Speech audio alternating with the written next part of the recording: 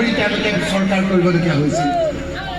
এই প্ৰমোদ বড়োক কৈছিল যে তোমালোকে আমাক সমৰ্থন কৰা, নহ'লে আমি চৰকাৰ কৰিবলৈ নোৱাৰো। তেতিয়া এই হাগ্ৰামা মহিলাৰ একদম বেয়া পাইছিল।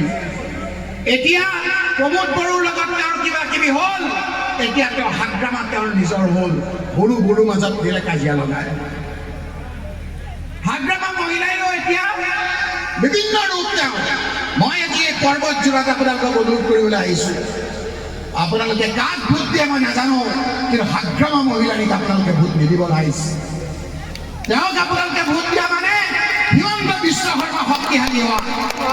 আৰু কেইটামান দিন আছে, মই আপোনালোকক প্ৰমাণ সহ দেখুৱাই দিম যে তেওঁ হিমন্ত বিশ্ব শৰ্মা ডাঙৰীয়াৰ সমৰ্থনত আজি বিভিন্ন সাহিত্য প্ৰাৰ্থী দিছে। হিমন্ত বিশ্ব শৰ্মাৰ দ্বাৰা তেওঁ আজি পৰিচালিত হৈছে।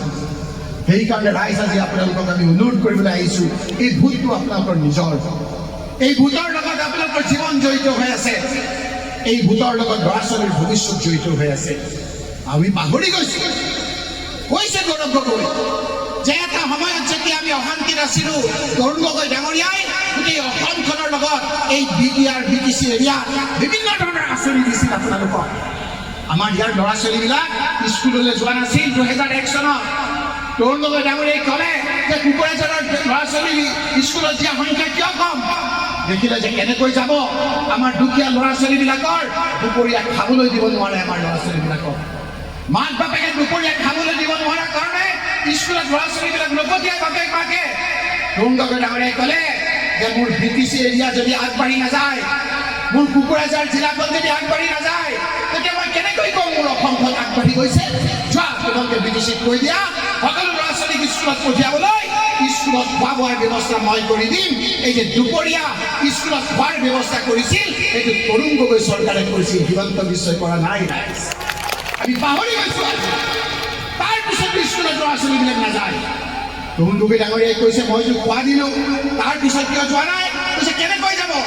ধনী ধনী মানুহবিলাকে ধুনীয়া ধুনীয়া কাপোৰ পিন্ধি যায়, দুখীয়া মানুহবিলাকৰ পইচা নাই, বাপেক মাকে পইচা দিব নোৱাৰে, কাপোৰ কিনিব নোৱাৰে, সেইকাৰণে স্কুললৈ নাযায়। কৈছে যোৱা তোমালোকে BTR কোকৰাঝাৰত পোৱাগৈ, দুখীয়া ধনী সকলোৱে একে ধৰণৰ ড্ৰেছ কৰি যাব লাগিব। মই স্কুলবিলাকত ইউনিফৰ্ম মই ফ্ৰী দিছোঁ। এই যে ইউনিফৰ্ম ফ্ৰী দিছে, হিমন্ত বিশ্ব শৰ্মাই দিয়া নাই। ৰাইজ সেইটো কংগ্ৰেছ চৰকাৰৰ তৰুণ গগৈ চৰকাৰে দিছে। তাৰপিছতো দেখিছে যে ল'ৰা ছোৱালীবিলাকৰ স্কুলৰ সংখ্যা কম। বোলে কিয়? যে কিতাপ কিনিবলৈ পইচা নাই আমাৰ ল'ৰা ছোৱালীবিলাকক। পাহৰি গৈছোঁ আজি আমি। এই যে বিনামূলীয়া যে কিতাপৰ ব্যৱস্থা, সেইটো তৰুণ গগৈ চৰকাৰে কৰিছে, অন্যায় কৰাই নাই। ৰাইজ তৰুণ গগৈ দিছে। ৰাইজ কি সুন্দৰ পৰিৱেশ আছিল। স্কুলত যায় ইউনিফৰ্ম দিয়ে, দুপৰীয়া খোৱা দিয়ে। তাৰপিছত দেখিছে ছোৱালীবিলাকে স্কুলত যোৱাৰ সংখ্যা কম। কৈছে ছোৱালী কিয় যায়? ছোৱালী কি কাৰণে কমকৈ যায়? বোলে গৰমত খোজকাঢ়ি যাবলৈ অসুবিধা হয়। যোৱা কোকৰাঝাৰত, যোৱা পৰ্বতজোৰাত ছোৱালীবিলাকক কৈ দিয়া